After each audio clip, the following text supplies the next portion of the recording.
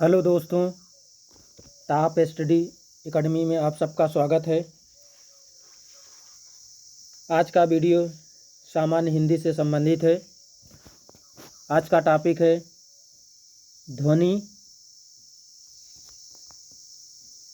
ध्वनि या उच्चारण, हिंदी वर्णमाला, लिपि एवं वर्तनी।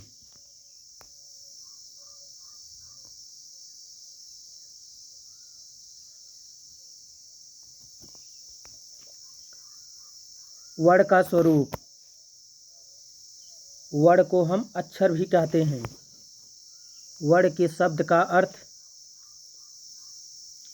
अनासवान होता है, अतः वर्ण अपखंड मूल ध्वनि का नाम है, अर्थात किसी भी शब्द का वह खंड जिसका अन्य कोई खंड या विभाजन नहीं किया जा सकता है वर्ण कहलाता है। वर्ण का विभाजन नहीं होता है। संक्षेप में वर्ण वह छोटी से छोटी ध्वनि है जो कान का विषय है और जिसके टुकड़े नहीं किए जा सकते हैं। ध्वनि के टुकड़े नहीं किए जा सकते हैं। वर्ण को कभी डिवाइड नहीं किया जा सकता। जैसे आ, ई, व, च, क इत्यादि। प्रत्येक भाषा में कई वर्ण होते हैं।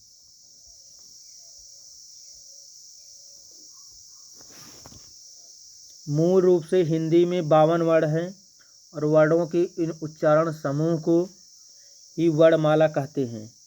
इसके अतिरिक्त अनुस्वार, चंद्रबिंदु तथा विसर्ग भी व्यंजनों में ही आते हैं, क्योंकि इनका उच्चारण भी बिना स्वरों की सहायता से नहीं किया जा सकता है, जो हमें नीचे गए व्याख्या से स्पष्ट होता है। स्वर आ, ई, बड़ी ई, छोटा ऊ, बड़ा ऊ, ऋषि, ई, ऐ, उ, औ, ये सभी स्वर हैं। स्वर 11।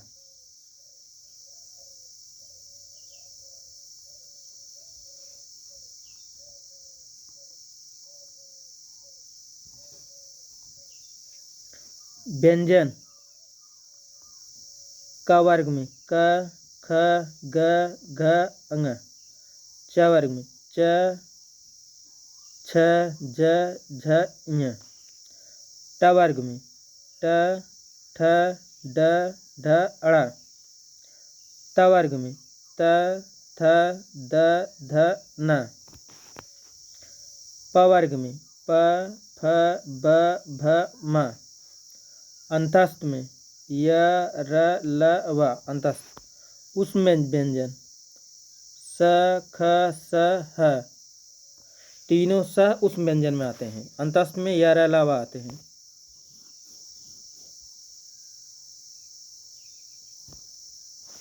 संयुक्त व्यंजन में छ, त्रंग, ज्ञ, स्र।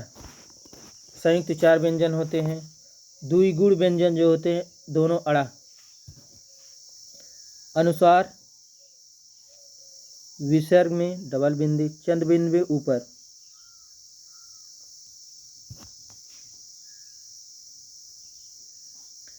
हिंदी वर्ण, स्वर एवं व्यंजन। किसी भी शब्द या वर्ण के उच्चारण के लिए 2 प्रमुख तत्वों की आवश्यकता होती है तथा वर्णों या शब्दों के निर्माण में इन दोनों तत्वों का योग रहता है। ये तत्व हैं स्वर हैं, व्यंजन हैं। स्वर वर्ण वे वर्ण जिनके स्पष्ट उच्चारण के लिए किसी दूसरे वर्ण की आवश्यकता नहीं हो, बिना किसी अवरोध या बाधा के इनका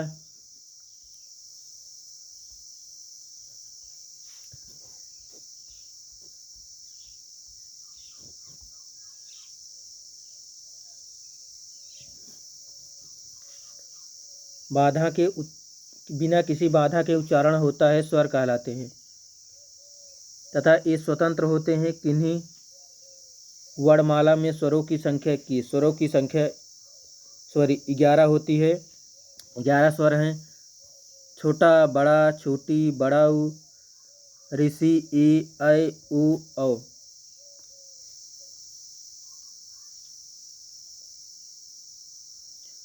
स्वर के 3 रूप हैं जो उच्चारण एवं मात्रा के आधार पर वर्गीकृत हैं।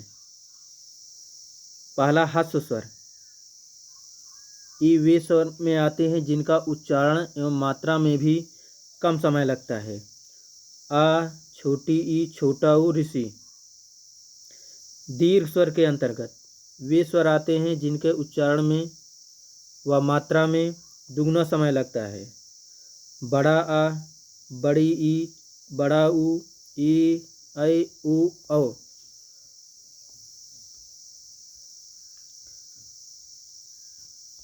तीसरा प्लुत। जिस स्वर के उच्चारण में 3 गुना समय लगे उन्हें प्लुत स्वर कहा जाता है। इनका कोई चिन्ह नहीं होता तथा प्लुत का प्रयोग संस्कृत में होता है। वैदिक भाषा में इनका बहुतायत प्रयोग बहुलता से हुआ है। इस प्लुत स्वर के लिए 3 चिन्ह लगाया जाता है। ये दीर्घ स्वर के बाद व ह्रस्व स्वर के पूर्व लगते हैं। उदाहरण के लिए ओम, राइम।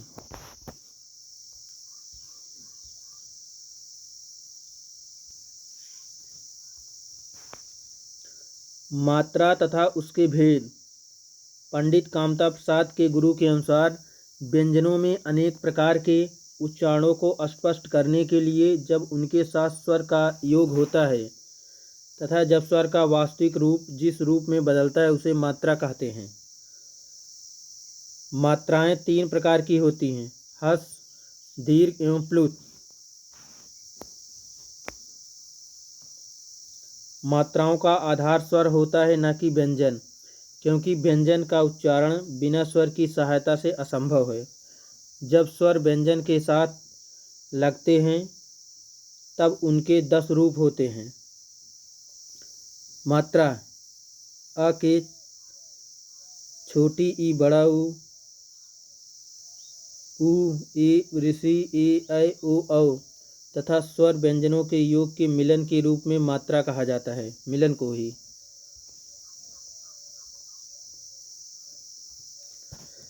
ह्रस्व मात्रा को लघु तथा दीर्घ मात्रा को गुरु कहते हैं। संयुक्त स्वर भाषा विज्ञान के अनुसार ए, ऐ, ओ, औ संयुक्त स्वर हैं, क्योंकि इनके उच्चारण में 2 स्वरों का योग दिखता है। जैसे ए बनने के लिए ए प्लस ई, ओ बराबर आ प्लस ऊ, ऐ बराबर आ प्लस ए, औ बराबर आ प्लस ओ। हालांकि मानक हिंदी में 2 स्वरों लघु दीर्घ को ही मान्यता प्राप्त है।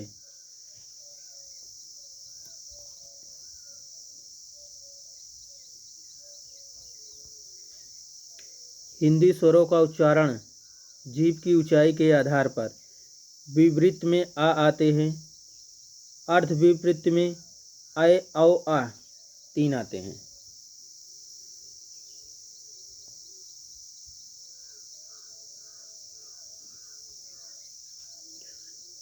सवृत में छोटी ई, बड़ी ई, छोटा ऊ, बड़ा ऊ। अर्धसमृत में ए, ऐ दोनों आते हैं।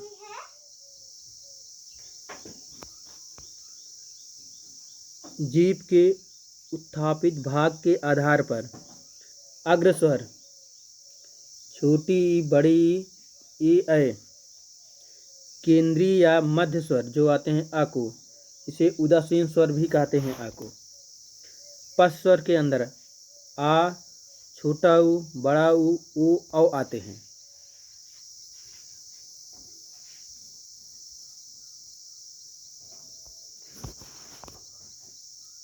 ओठ की स्थिति के आधार पर अवृतमुखी या प्रसिद्ध या अवर्तुल आ, ई, ए, ऐ आते हैं। वृत्तमुखी जिसे वर्तुल भी कहते हैं, छोटा ऊ, बड़ा ऊ, ओ, औ आते हैं। जीभ के तनाव के आधार पर शिथिल आ, छोटी ई, छोटा ऊ। कठोर आ, बड़ी ई, बड़ा ऊ।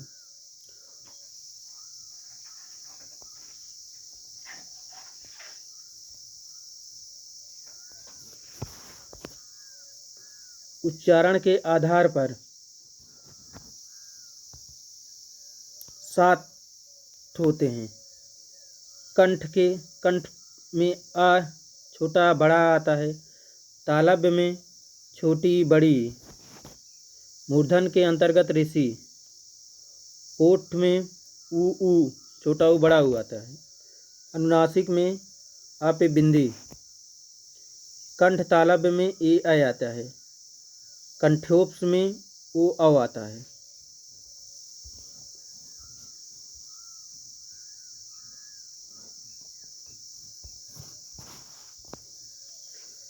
अनुनासिक, अनुस्वार और विसर्ग। अनुनासिक का चिन्ह यही है, ऊपर चंद्र बिंदी। जिन स्वरों का उच्चारण नाक और मुंह इंद्रियों से होता है तथा उनमें लघुता पाई जाती अनुनासिक कहलाते हैं। जैसे ढांचा, ढांचा में नाक मुख इंद्रियों से हो रहा है। आँख, दांत, गांव, आंगन, सांचा, जिस पर चंद्र बिंदी हो। अर्धस्वर, यह वह अर्धस्वर के अंतर्गत आते हैं।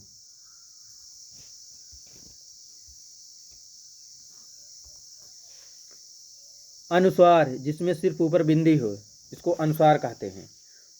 ये स्वर के बाद प्रयुक्त होने वाले व्यंजन है, स्वर के बाद प्रयुक्त होते हैं, जिनकी ध्वनि नाक से निकलती है। जैसे लंगूर, कंदक, अंगद, फंगस इत्यादि।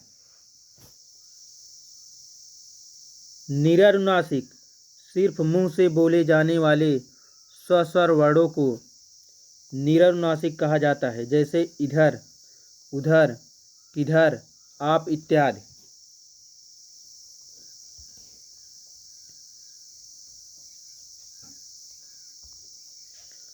विसर्ग में पीछे 2 बिंदी होती है, एक ऊपर उसके जस्ट नीचे। विसर्ग भी अनुस्वार की भांति हमेशा स्वर के बाद आते हैं। साथ ही ये व्यंजन भी हैं और उच्चारण में हा का भाव कराते हैं। इनका अधिकांश प्रयोग संस्कृत में देखने को मिलता है। हिंदी में इनका प्रभाव काफ़ी कम है। फिर भी कुछ शब्द हैं, जैसे दुख, अतः, स्वतः, मनः, कामना इत्यादि।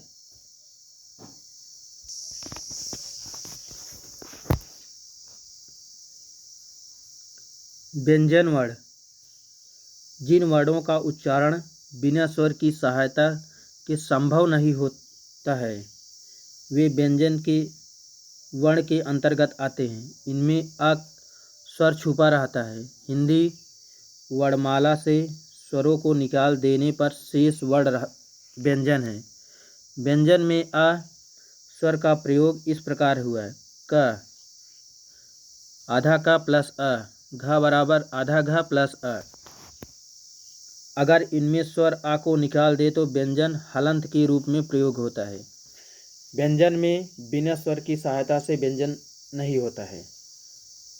जैसे आधा का, ख, ग, घ सब आधा है, हलंत के साथ है। स्वर वर्ण स्वतंत्र तथा व्यंजन वर्ण स्वर पर आधारित होते हैं। व्यंजन वर्णों की संख्या 33 है।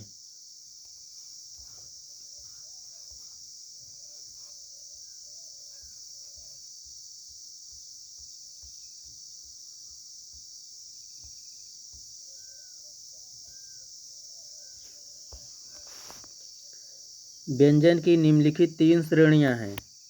स्पर्श व्यंजन, वे व्यंजन जो कंठ, तालु, दंत, ओष्ठ और मूर्धन स्थान के स्पर्श की सहायता से बोले जाते हैं, स्पर्श व्यंजन कहलाते हैं। ये व्यंजन उच्चारण स्थान के आधार पर एकत्र हुए कई वर्गों में बटे हैं। वस्तुतः हम इन्हें वर्गीय व्यंजन भी कहते हैं। इसमें व्यंजन वर्ण के 5-5 व्यंजनों के 5 वर्ग बना लिए गए। जैसे क, च, ट, त, प वर्ग में विभक्त हैं, जो निम्नलिखित हैं।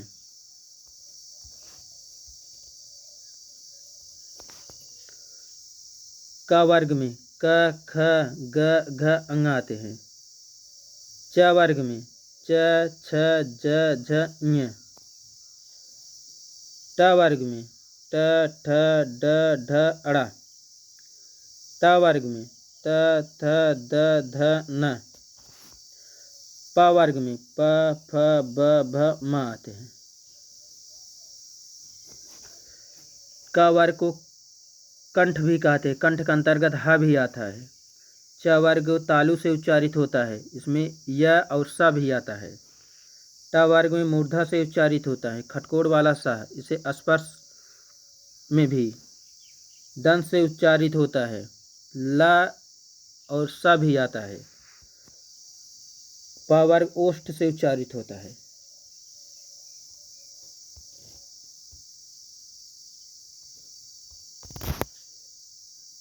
अंतस्थ व्यंजन जिन वर्णों के उच्चारण जीभ, तालु, दांत और ओठों को सटाने से होता है, परंतु यह कहीं भी पूर्ण स्पर्श नहीं होता, अंतस्थ व्यंजन कहलाते हैं। ये चार हैं, य, र, ल, व। यह अलावा अंतस्थ व्यंजन है। ये चारों व्यंजन अर्धस्वर भी कहलाते हैं।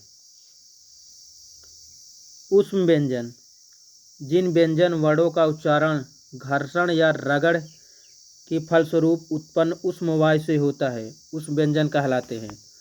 इसमें स, ख, स, ह, इसमें चार आते हैं ऊष्म में भी।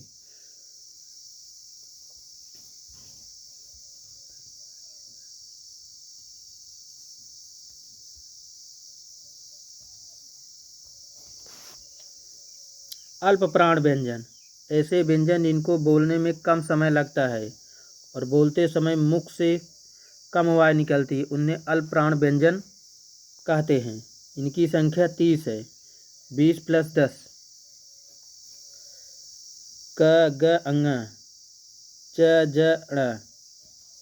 अल्प व्यंजन में पहला अक्षर, तीसरा अक्षर, पहला अक्षर, तीसरा अक्षर और पांचवा आता है, जैसे ट ड अड़ा, त द न, प ब म। ये सब पहला तीसरा पांचवा अल्प प्राण व्यंजन है। य र ल व। क वर्ग का पहला तीसरा पांचवा अक्षर आता है। च वर्ग का पहला तीसरा पांचवा अक्षर आता है। ट वर्ग का भी पहला तीसरा पांचवा अक्षर आता है। त वर्ग का पहला तीसरा पांचवा आता है। प वर्ग का पहला तीसरा पांचवा आता है।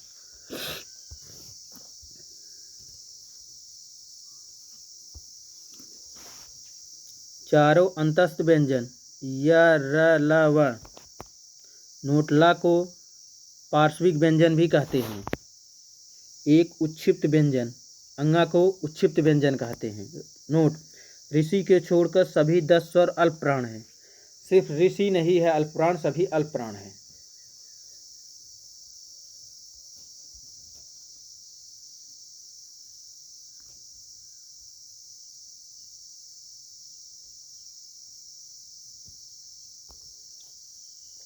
याद करने का आसान तरीका, 1, 3, 5 अक्षर अंतस्थ, द्विगुण या उच्छिप्त हैं। 1, 3, 5 अंतस्थ भी हैं, द्विगुण भी हैं, उच्छिप्त हैं।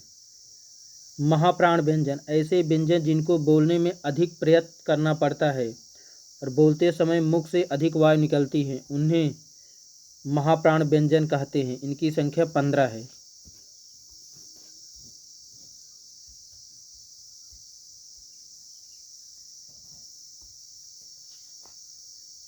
ख घ दूसरा चौथा, छ झ, ठ ढ़, थ ध, प भ, अड़ा, तीनों स ह, स ख स ह।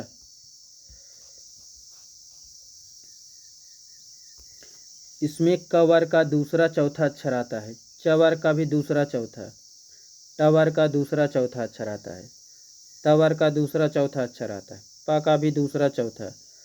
चारों ऊष्म व्यंजन इसी में आते हैं। एक उच्छिप्त व्यंजन अड़ा है।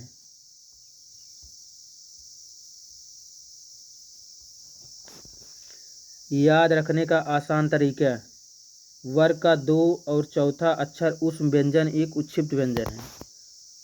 घोष और अघोष व्यंजन। नाद माने सुर की दृष्टि जिन व्यंजनों के उच्चारण में स्वर के तंत्र झंकृत होते हैं वे घोष व्यंजन कहलाते हैं। इसी प्रकार जिनमें झंकृत नहीं रहती वे अघोष व्यंजन कहलाते हैं। घोष व्यंजन में नाक का प्रयोग होता है जबकि अघोष में केवल सांस का प्रयोग होता है। घोष में नाक का प्रयोग होता है, अघोष में केवल सांस का प्रयोग होता है।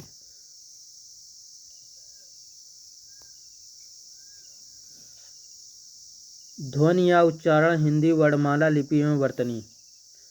घोष प्रत्येक वर्ग का तृतीय, चतुर्थ, पंचम वर्ग सारे स्वर वर्ग य, र, ल व ह सब घोष वर्ण कहलाते हैं। अघोष वर्ण के अंदर क, ख, च, छ, ट, ठ, त, थ, प, फ तीनों स अघोष कहलाते हैं। पहला दूसरा सभी वर्ग का, अर्थात प्रत्येक वर्ग का प्रथम द्वितीय वर्ण और उसमें वर्ण के ह के अतिरिक्त समस्त वर्ण आते हैं।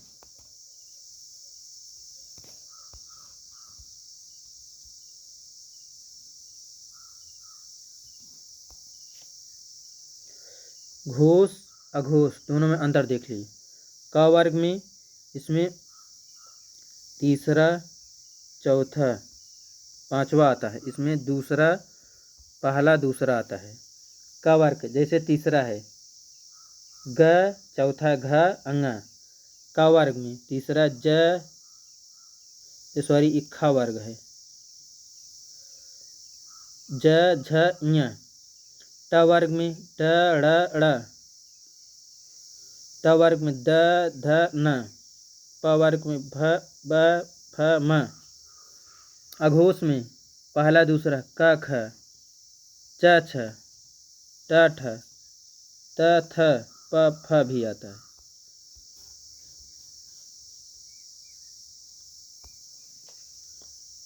हल या हलंत। जैसा कि हम जानते हैं प्रत्येक व्यंजन वर्ण आ स्वर के साथ मिलकर बना है, हालांकि आ स्वर छिपे रूप में रहता है। इसके अभाव से व्यंजन वर्ण आधा हो जाता है। ऐसी स्थिति में हम व्यंजन वर्ण को लिखते समय जिस चिन्ह का प्रयोग करते हैं उसे हल चिन्ह होता है। जैसे क हलंत लगा है, ख में भी, ग में, च, ज में, इसमें स्वर का प्रयोग नहीं हुआ है।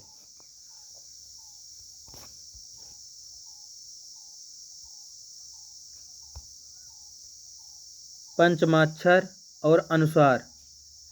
किसी भी व्यंजन वर्ण का पंचम या उस वर्ण का अंतिम अक्षर जो कि अनुनासिक वर्ण भी होते हैं पंचमाक्षर कहलाते हैं।